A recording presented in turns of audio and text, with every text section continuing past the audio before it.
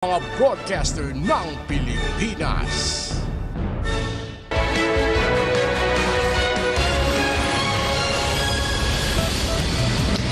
This is Newsnight, where we go above and beyond the headlines. I'm Pia Ontiveros. Tonight on the program, President Duterte orders the arrest of unvaccinated people who insist on leaving their homes despite his directive. We get the side of the Integrated Bar of the Philippines on the matter. The mid-alert level will be expanded to cover more areas, with new COVID cases surging to new highs by the day, including more than 21,000 today. And water concessionaires in Metro Manila urge customers to prepare for lower pressure as the level of Angat Dam dips.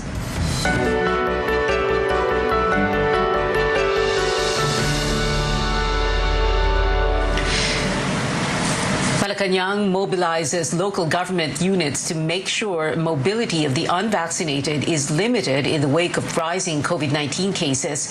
In his address to the nation last night, the president announced drastic measures against those who will refuse to cooperate. The full story from Trisha Terada. President Rodrigo Duterte directs barangay chairmen to restrain unvaccinated people from going out and arrest those who refuse to stay at home. The chief executive says barangay captains can also delegate authority to civilians. I'm now giving orders to the barangay captain to look for those persons who are not vaccinated and just would request them or order them, if you may, to stay put.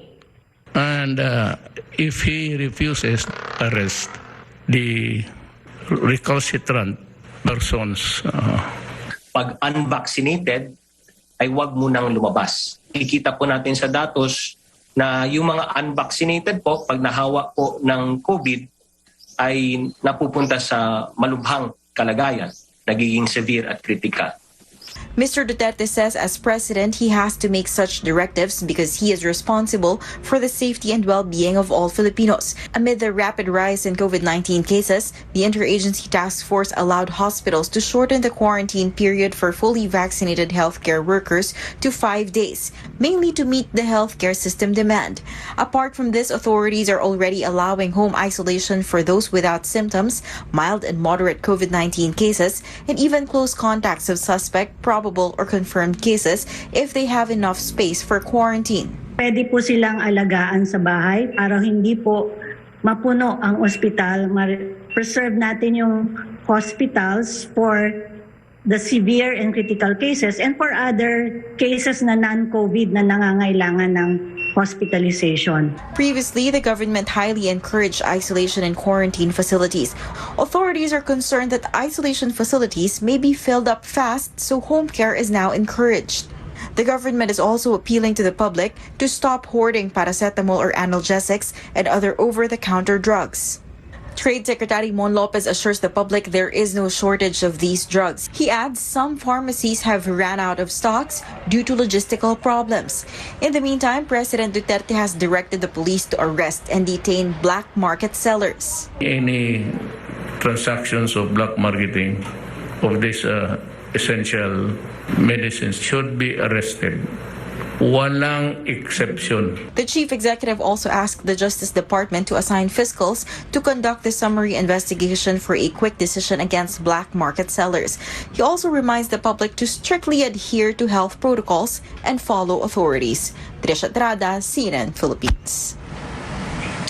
A group is now alarmed over the president's directive. The People's Development and Governance says further restricting the movement of unvaccinated and partially vaccinated people is discriminatory because even the vaccinated may also be carriers of the virus. The group suggests free COVID-19 testing for all and improving medical capacity as a long-term goal.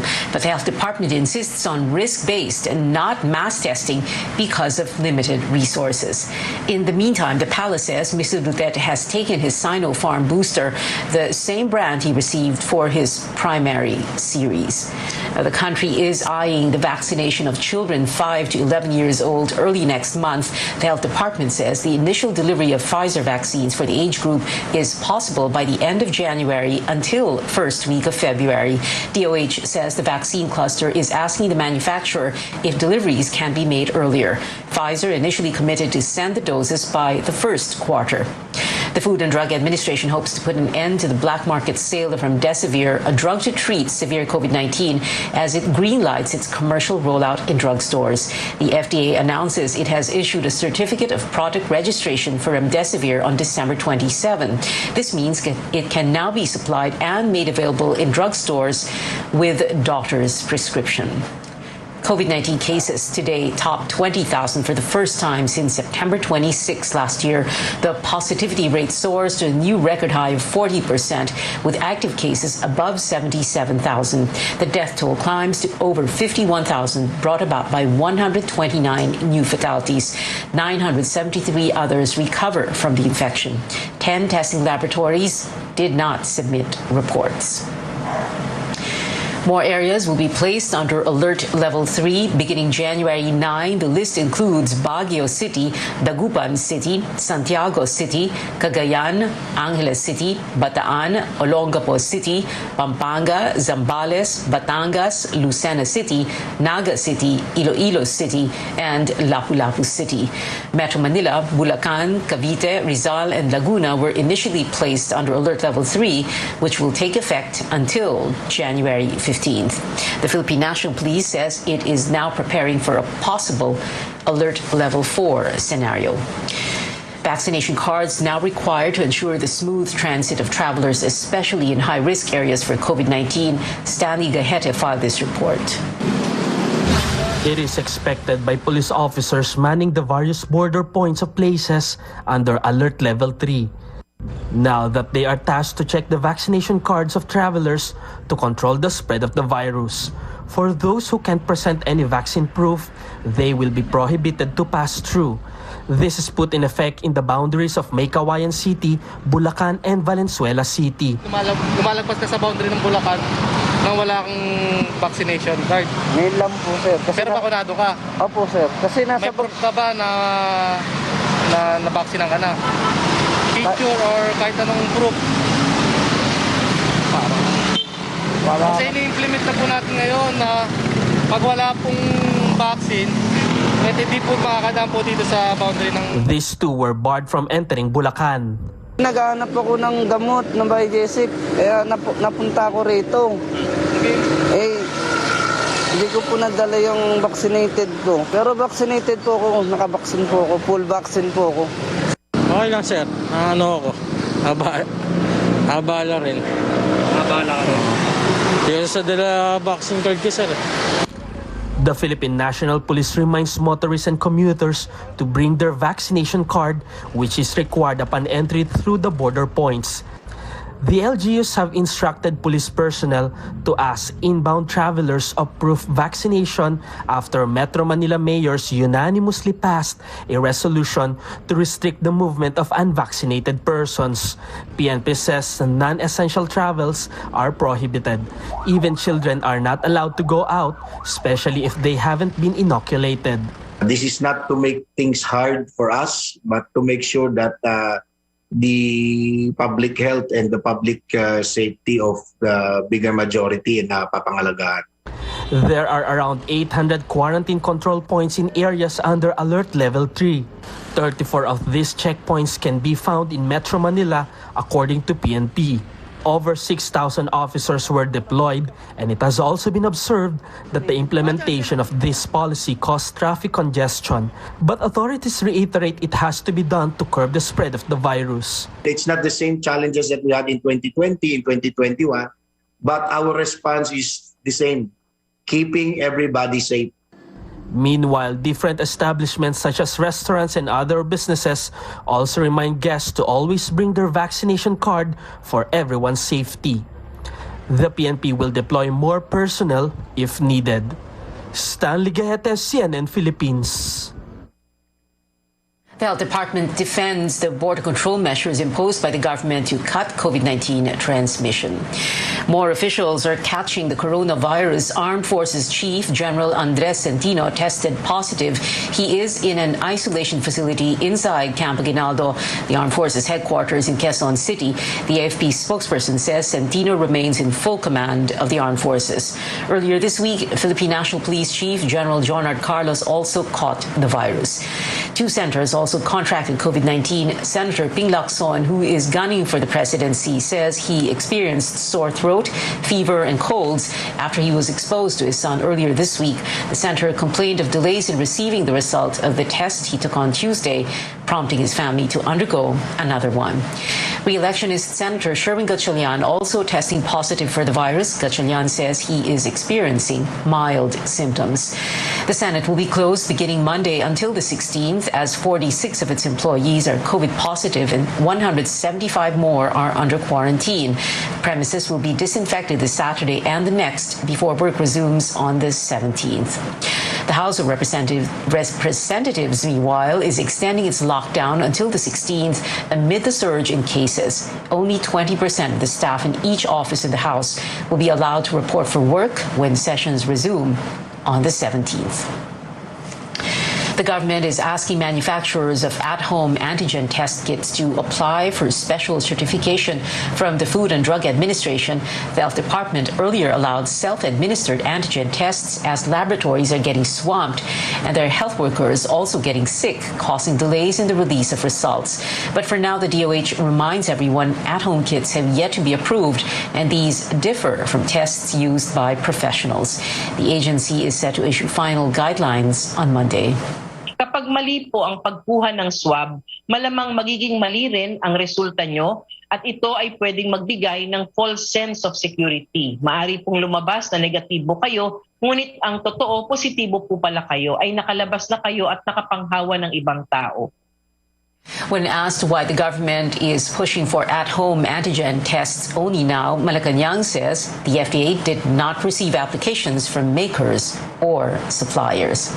Up next on Newsnight, presidential aspirant Bongbong Marcos fails to show up at the PO body's hearing on disqualification petitions against him.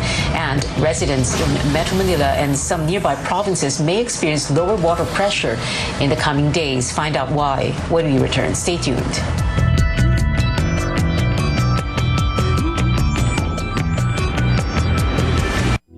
Gringo Honasan po. Sa pagbangon ng mga Pilipino, saludo ako sa mga taong patuloy na humaharap sa hamon ng pagbabago. Bilang isang ina, handa akong gawin ang lahat para sa kaligtasan ng aking mga anak. Pandemya man, tuloy pa rin ang serbisyo para malinis ang kapaligiran.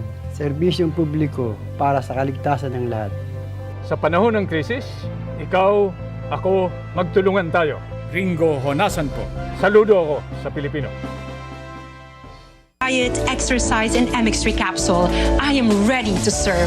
Kasi para sa Panginoon, hindi lang ako fourth runner-up. First place ako sa puso niya. Mahalagang paalala, ang MX3 capsule ay hindi gamot at hindi dapat gamitin panggamot sa anumang uri ng sakit.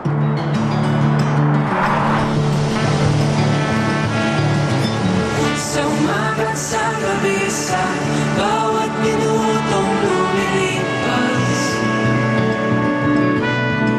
Hinahanap-hanap kita,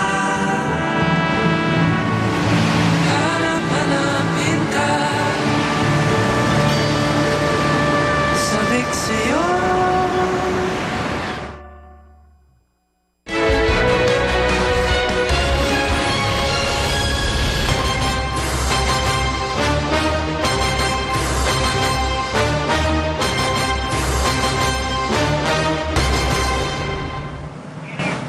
Former Senator Bongbong Marcos was a no-show at the COMELEC's historic airing or live streaming of the pre-conference for petitions challenging his presidential bid.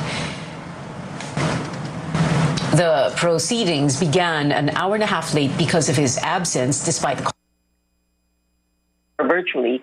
Marcos is currently in quarantine after being exposed to staff who tested positive for COVID-19. His camp was able to present a medical certificate in the last minutes of the proceedings. The document said Marcos came down with fever, body pains, and a sore throat. Where is Senator Marcos Jr.? He is not feeling well and he cannot join in today's video He conference. is sick. Why don't you ask your client to go on Zoom? Even if it's on isolation, he can have a laptop or his phone.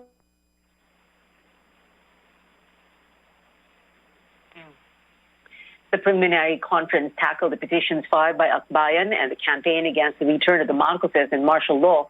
Groups argue Marcos should not be allowed to run for public office because of his 1995 tax conviction. The two camps were given until Sunday noon to submit their final answers to the pending cases, a far cry from the Marcos camp's request for 15 days. Here's a look at how some presidential aspirants are responding to rising COVID-19 cases. Vice President Leni Robredo is appealing for more volunteers for her COVID-19 consultation program, Bayanihan iKonsulta.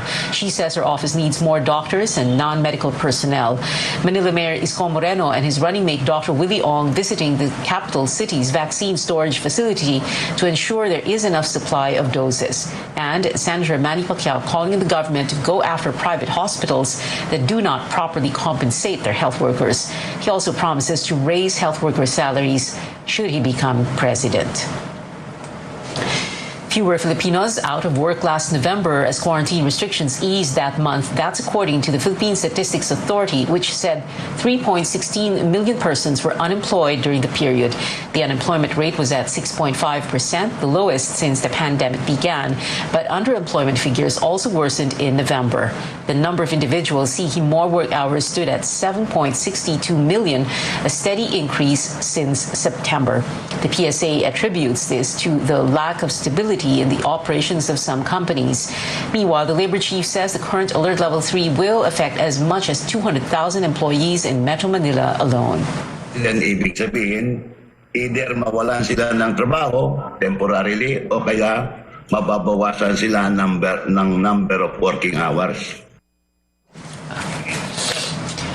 Bello about to provide aid for workers affected by the tighter COVID restrictions. Let's go back to our top story. President Duterte threatening to have unvaccinated individuals who refuse to stay home arrested amid the spike in COVID-19 cases. Let's talk about the legal implications of this warning. We now go above and beyond the headlines with the president of the Integrated Bar of the Philippines, Attorney Bert Estrada, who's joining us via Zoom. Attorney Estrada, thank you so much for being with us tonight. So, well, let's begin with this. No? You're not speaking yet for the IBP because you have not yet been able to meet as a group. So this is going to be your personal legal opinion. Correct, sir? That is correct, Pia, and thank you for having me. Yes. Well, let's begin with this. You raised two problems. Hindi naman problems. Issues here, no, when it comes to the president's order. One is constitutional law and apprehension, the issues surrounding apprehension. Let's begin with constitutional law. What is it that we need to know about this? What is it that we need to remember? Under our Bill of Rights and Article 3, Section 6 of our 1987 Constitution, one of the fundamental constitutional rights of every Filipino is the right to freedom to travel. According to the Constitution, neither shall the right to travel be impaired except in the interest of national security, public security, and public health. However, it also includes the provision that only in accordance with law. And so there being no law that limits person's constitutional right to travel based on status of vaccination, then such an order is, to me, unconstitutional.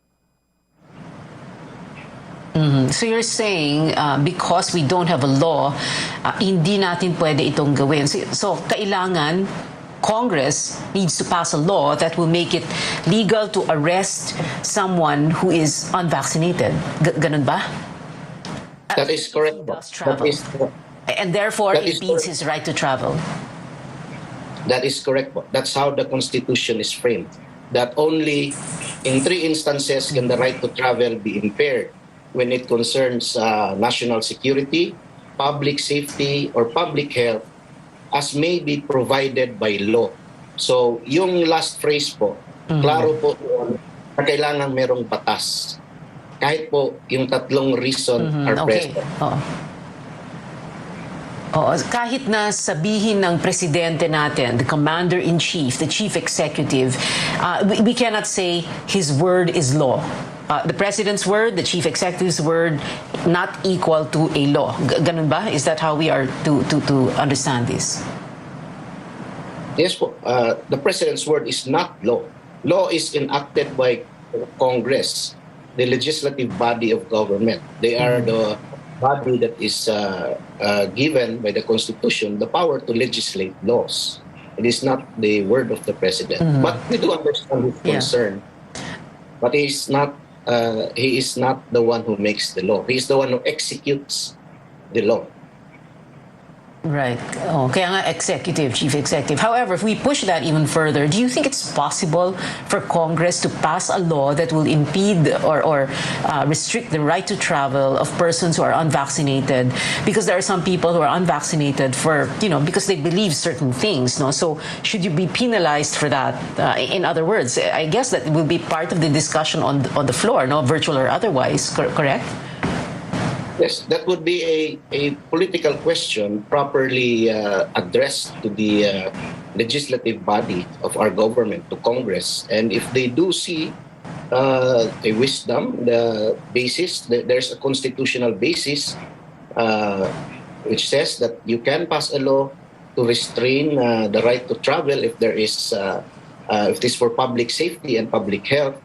But the reasonableness of such a law has to be deliberated upon, and it will be up to Congress if it passes a law or not.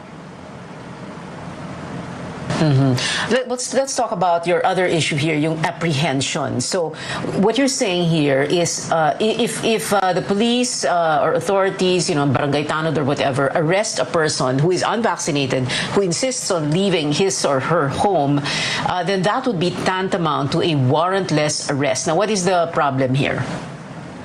Yes, it is still in connection with the previous issue of the unconstitutionality of such order, hence an illegal order.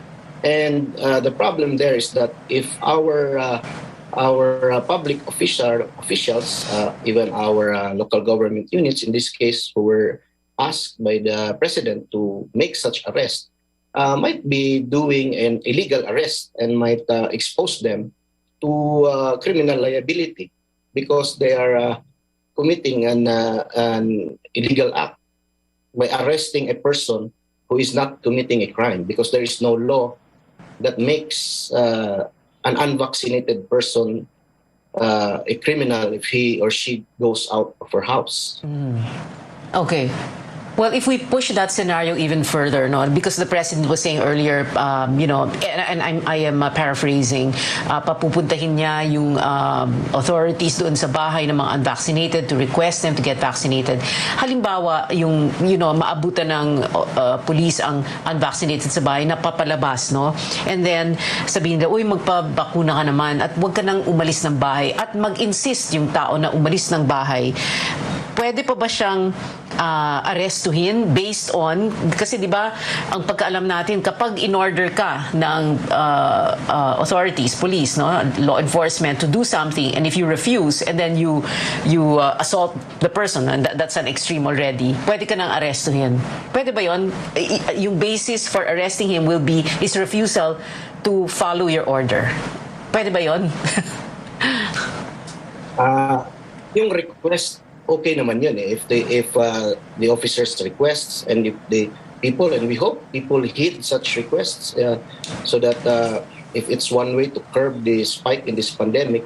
However, an order would be a different thing, because for it to be followed and for an arrest to be made because that order is not followed, the order has to be lawful itself.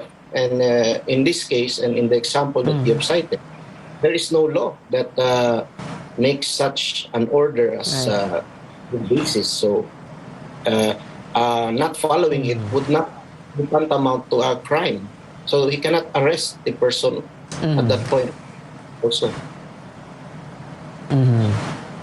Okay, dami pa palang issues dito. Anyway, and like you pointed out, and we all know, and just a reminder for our viewers tonight, warrantless arrests can only be implemented when it comes to hot pursuit, in flagrante delicto, meaning caught in the act, and yung SKP cases. Attorney Bert Estrada, IBP President. Sir, thank you so much for being with us tonight. Now, water firms urging customers to prepare as Angat Dam's water level goes lower than expected. Located in Norzagaray, Bulacan, the dam is one of Metro Manila's main water sources. Rex Remigio tells us more. Susan Ramos is running a karinderya in Mandaluyong City for 4 years now. Her business is highly dependent on water, from cooking to washing the dishes and utensils as she prepares for lunchtime customers. But water companies are looking to reduce water pressure from faucets until January 15 due to the lower than expected water level of Angat Dam at the end of last year.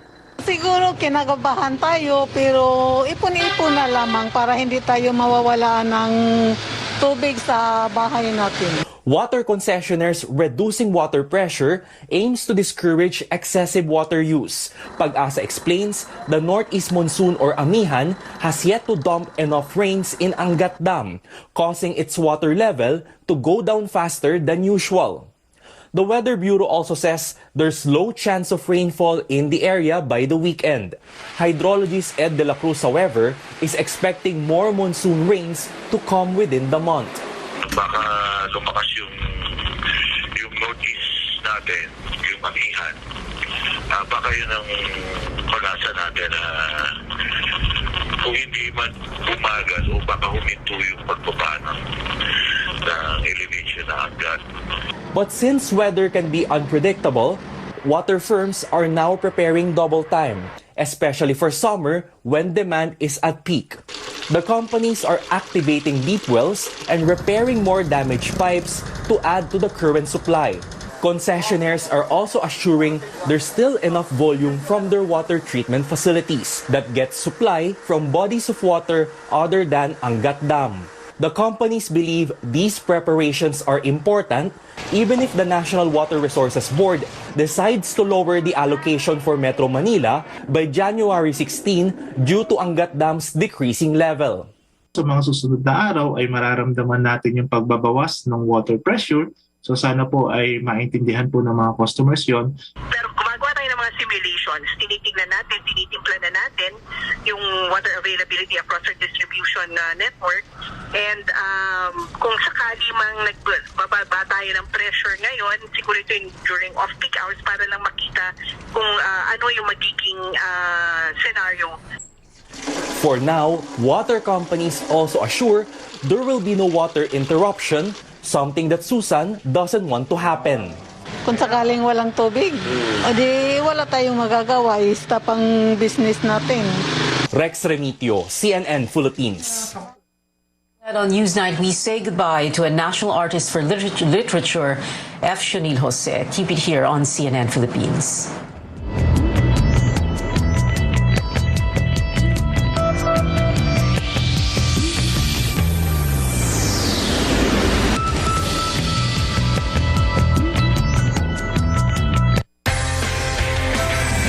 The adventure starts here.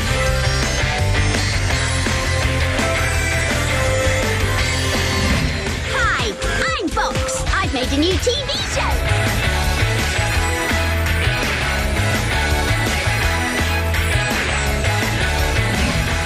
Been bitten by the bug of curiosity. This is CNN 10. My name is Carl Azus.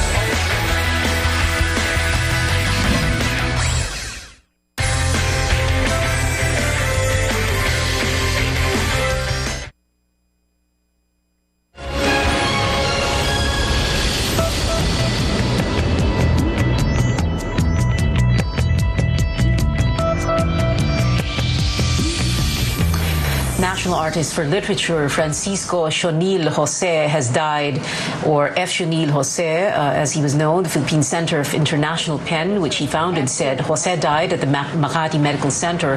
He was scheduled for an angioplasty procedure but never woke up. The multi-award writer was known for his novels and short stories on class struggles and colonialism. Jose was declared National Artist for Literature in 2001. He was 97. And that is it for tonight. Join me again on News.ph at 7 p.m. I'm Pio Ontiveros for Newsnight, where we go above and beyond the headlines.